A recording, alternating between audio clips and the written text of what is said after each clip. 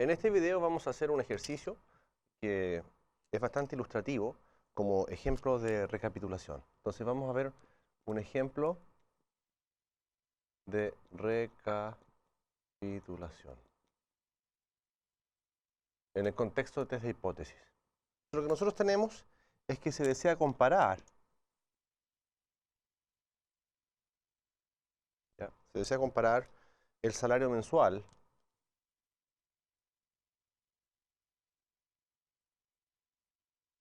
¿ya? En pesos de los empleados de dos empresas.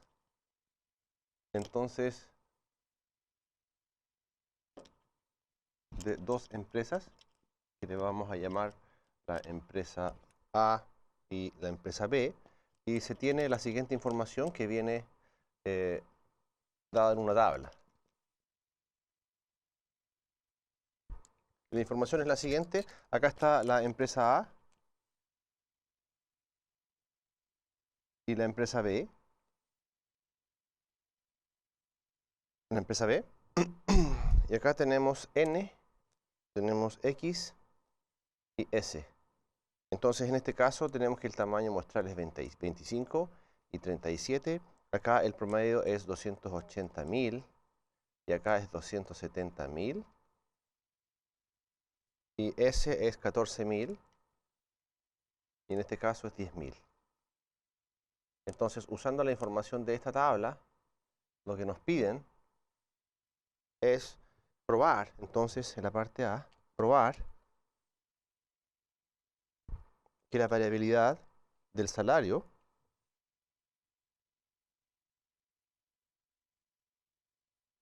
¿ya? Que la variabilidad del salario de ambas empresas no son diferentes.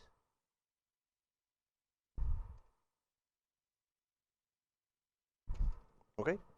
Entonces, la pregunta que subyace acá es la siguiente. ¿Cómo yo puedo comparar, en el fondo, la variabilidad de dos cantidades? La variabilidad, digamos, del salario de dos empresas. Si te das cuenta, aquí uno tiene desviación estándar 10.000 y la otra 14.000. Hay cierta diferencia, pero lo que nosotros queremos saber es si existe una diferencia significativa entre las cantidades poblacionales. Por lo tanto, nosotros usamos los mismos supuestos de siempre. Esto es una muestra I y D proveniente de una distribución normal con media mu sub 1, sigma 1 cuadrado.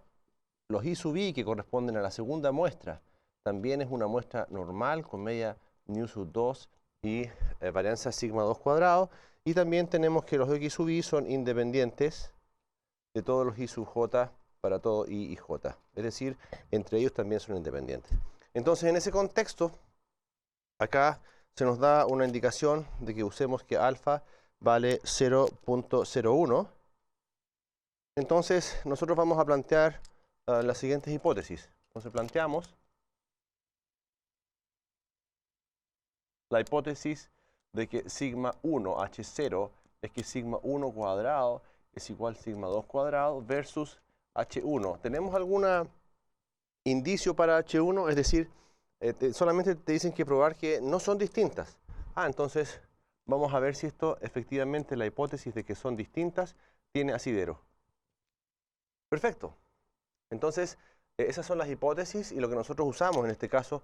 Tú te recuerdas que este estadístico, que es S1 cuadrado partido por S2 cuadrado, esto tiene una distribución N1 menos 1, N2 menos 1 grados de libertad.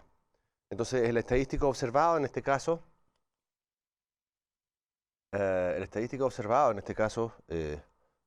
esto por supuesto es bajo H0. Observado en este caso, simplemente nosotros dividimos. S1 al cuadrado significa que es 14.000 al cuadrado partido por 10.000 al cuadrado, y eso nos da 1.96. En este caso, entonces, tú te das cuenta que la distribución chi cuadrado es una distribución, o la distribución f, es una distribución no simétrica, y entonces una región de rechazo se construye de esa manera. Se rechaza cuando el cociente es muy pequeño, ¿ya? o cuando el cociente es muy grande. Entonces la región de rechazo va a tener dos partes en este caso, porque la hipótesis alternativa es una hipótesis bilateral. Entonces este va a ser el cuantil de orden 1 menos alfa medios, n1 menos 1, n2 menos 1, y este valor va a ser f de alfa medios, n1 menos 1, n2 menos 1. Entonces la región de rechazo va a consistir desde 0 ahora, porque el cociente no puede ser más chico, hasta ese valor, que va a ser f de 0.995,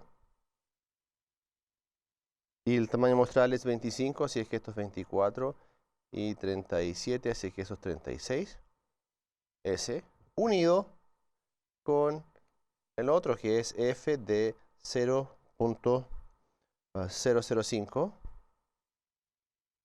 24, 36, hasta más infinito.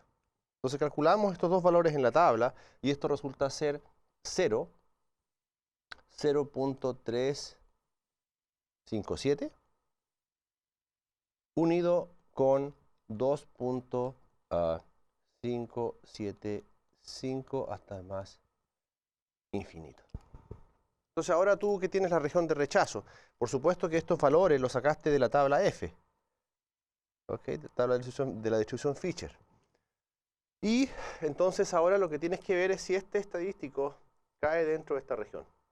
Te das cuenta que el 1/96 queda aquí, porque el siguiente límite es 2,5, por tanto está fuera de la región de rechazo. Entonces pongamos aquí como el estadístico de prueba F0 no pertenece a R, esto implica entonces que no se rechaza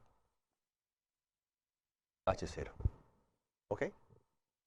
Eso significa entonces que no existe diferencia. ¿Ok? No existe entonces diferencias significativas entre las varianzas.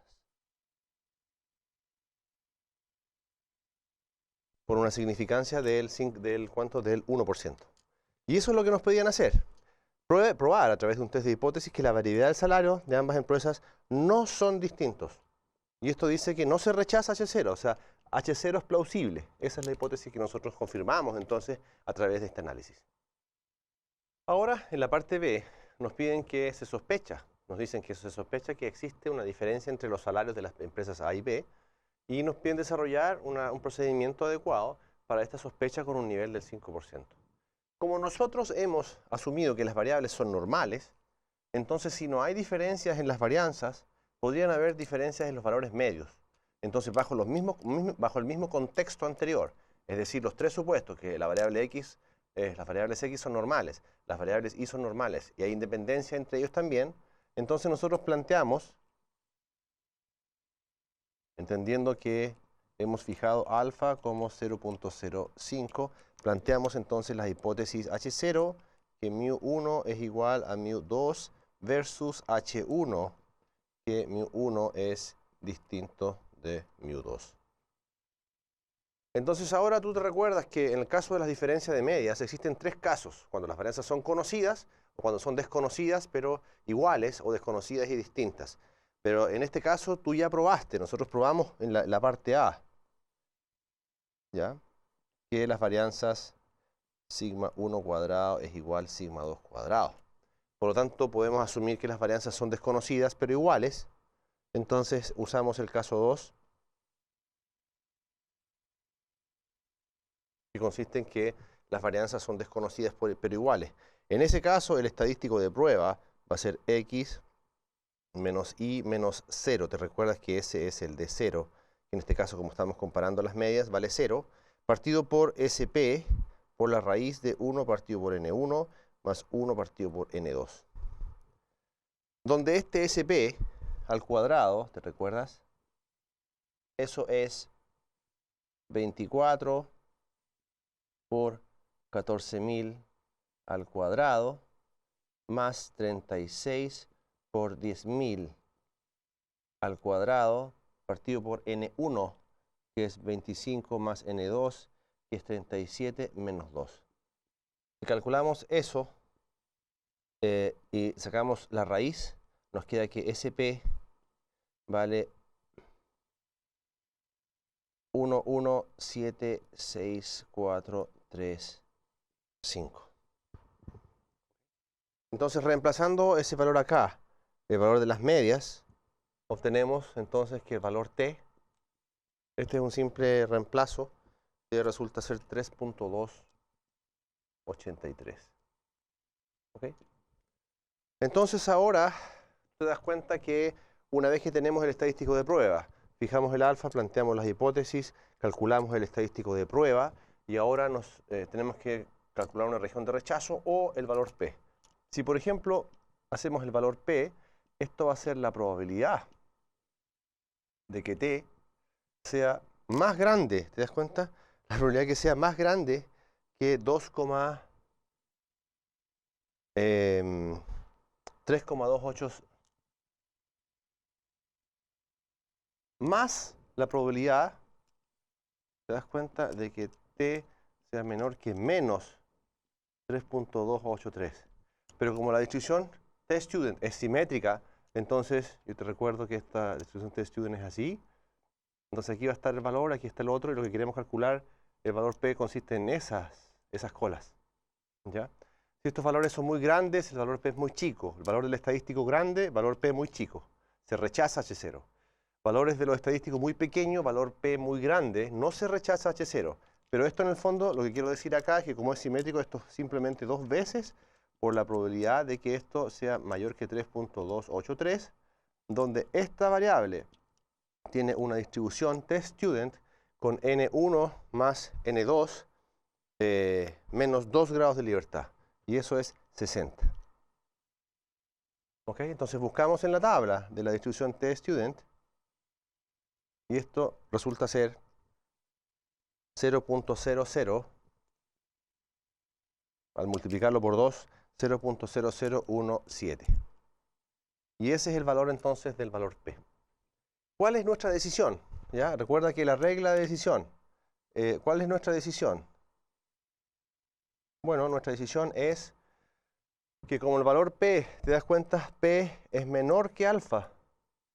Entonces, esto implica que se rechaza H0. Es decir, existe suficiente evidencia. ¿Ya? Existe suficiente evidencia para afirmar que los valores medios son distintos. Los valores medios poblacionales son distintos con una significancia, recuerda la significancia es el alfa, o con un máximo error de tipo 1 o con un nivel del test, una significancia del 5%. Eso es lo que podemos escribir. Muy bien, te enfatizo una observación muy pequeña, pero muy importante. Tú te acuerdas que cuando la distribución T, por ejemplo, de alfa, n, ese cuantil, cuando n va a infinito, se parece al z alfa. Es decir, cuando el n es grande, ese valor no debería haber mucha diferencia con el valor de la normal. ¿Te das cuenta? Y en este caso, entonces, existe poca diferencia. Existe muy poca diferencia. Esta probabilidad, la probabilidad de que t sea mayor que 3.283, eso usando la distribución T-Student, resulta ser 0.053. Y calculando la probabilidad usando una variable normal, esa probabilidad es 0.05. Es decir, tenemos diferencias en el tercer decimal. ¿Te das cuenta? Entonces, eso indica que cuando tú tienes grados de libertad muy grandes, no es necesario usar la distribución T-Student. Puedes usar la normal y el error que cometes es muy pequeño.